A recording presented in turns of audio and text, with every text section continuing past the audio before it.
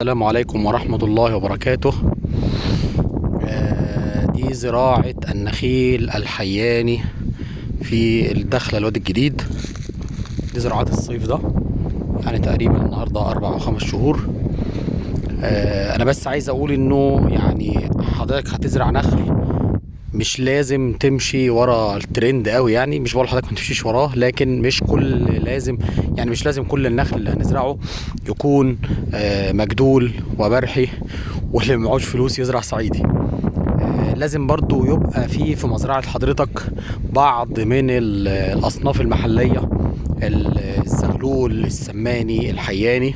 حتى لو حضرتك هتختار صنف واحد منهم تزرعه زي ما انا عملت كده يعني. لكن ما ينفعش يبقى كل الناس بتزرع مجدول وبرحي وصعيدي، وكل الناس بتزرع برحي مجدول وصعيدي. مش بقول انه غلط، لكن لازم برضو التنوع يكون كويس. كمان حط برضو في دماغ حضرتك انه انا هعمل مزرعة نخيل، مفيش مانع اذا كانت المساحة تسمح، انه حضرتك تزرع بعض الزراعات الاخرى اللي تناسب ظروفك. وهنشرح يعني ايه اللي تناسب ظروفك غير النخيل. طيب انا واخد مساحة صغيرة و5 فدان بالكتير، اعمل ايه؟ لا، حضرتك ازرع نخيل او محصول تاني صنف واحد. يعني فكرة التنويع دي تبقى للمساحات الأكبر، مثلا وليكن معايا 30 فدان، معايا 50 فدان، معايا يعني مينيمم 20 فدان، أقدر أنوعهم مثلا صنفين. وليكن صنف من الأصناف يعني المشهورة شوية دلوقتي، أو حتى صنف من الأصناف المحلية اللي بنقول عليها. وبالتالي التنوع واجب على حضرتك، زي ما نوهت قبل كده لفكرة زراعة الذكور في المزرعة. بقول النهاردة يا جماعة ما تنسوش الأصناف المحلية في النخيل، وما تنساش لو مساحة حضرتك تسمح انه ازرع بعض بدايل النخيل من سواء الاشجار او المحاصيل، حسب يعني ظروف حضرتك راجل يعني بتفهم في الزراعة، وتقدر تقعد في الارض وتتابعها، تقدر تزرع محاصيل. انا شركة كبيرة جدا وهاخد 1000 فدان، وهجيب استشاري، وهجيب مهندسين يقعدوا في المكان. حضرتك ازرع زي ما تحب حسب ما دراسة الجدوى اللي حضرتك تعملها. لكن في النهاية يعني مش لازم كلنا في الاخر نروح نزرع نخل، وصنفين 3 بالكتير هم اللي بيتزرعوا في كل مصر دلوقتي، والدعاية الجامدة ليهم. يعني خلينا نفكر كده بره الصندوق.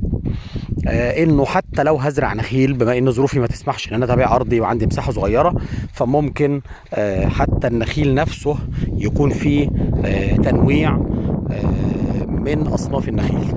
طيب نقدر نزرع ايه من الاصناف المحلية؟ انا قلت لحضرتك 3 اصناف، يعني يمكن هم الاشهر محليا، وهم السماني والحياني والزغلول. وسوهم موجود على فكرة، يعني احنا بننزل ندور على الزغلول ما نلاقيهوش، ندور على السماني ما نلاقيهوش، ندور على العجوة، الموضوع بيبقى صعب شوية اللي هو الحياني يعني، او حتى في بعض الناس بتاكله رطب يعني.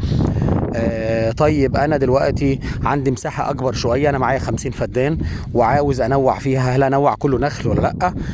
والله انا انصح حضرتك انه زي ما هنوع جوه المساحة اللي هزرعها نخل، لازم انوع جوه الارض نفسها، بحيث انه اقدر ازرع اصناف تانية سواء من الاشجار او من المحاصيل جوه المزرعة. وهنذكر تباعا يعني فيديوهات جاية ان شاء الله بعض الاصناف اللي نقدر نزرعها سواء اشجار او محاصيل حسب ظروف حضرتك. لكن يعني برضو انا اسف يعني صنف من الناس ما ينفعش الحقيقة لي النصيحة دي. انا راجل مغترب ومليش في الزراعة قوي، وهخلي حد يزرع لي، او هاخد مع حد قطعة من مساحته يعني، وهو يبقى المسؤول عنها. لا، ده قولا واحدا خلي حضرتك في النخيل، وخلي حضرتك في النخيل اللي اصنافه معروفة او سوقه معروف بسهولة، لانه حضرتك ساعتها مش هتبقى المسؤول عن المسؤول عن المزرعة أو عن الإنتاج أو خلافه. فبالتالي النخل بالنسبة لحضرتك هو أفضل الحلول، لأن متابعته أسهل، مصاريفه تقريبا معروفة لكل الناس، محدش هيعرف يضحك على حضرتك. الخلاصة حضرتك هتتابع بنفسك أو تقعد في أرضك، نوع في أرضك سواء نخيل أو أشجار تانية، وهنبقى نذكر لها بعض أمثلة في فيديوهات جاية إن شاء الله. حضرتك مش موجود، هاخد مساحة كبيرة، يبقى أنا كده ساعتها هجيب استشاري واجيب مهندسين، حضرتك ازرع اللي أنت عايزه. لا والله أنا مش خبير في الزراعة وما عنديش خبرة كافية، وفي نفس الوقت أنا مش موجود في مصر، لا حضرتك ازرع نخل. ولما تيجي تزرع نخل ازرع الثلاث اصناف المشهورين دلوقتي، وهم الصعيدي والمجدول والبرحي، على حسب تواجد حضرتك فين. لو انت في وجه بحري يبقى خلاص ما قدامكش غير البرحي، وممكن بقى ساعتها تعمل معاهم بعض الاصناف المحليه. لو حضرتك في وجه قبلي تقدر تزرع كل الاصناف، سواء النصف جافه زي المجدول والصعيدي، او الاصناف الفريش زي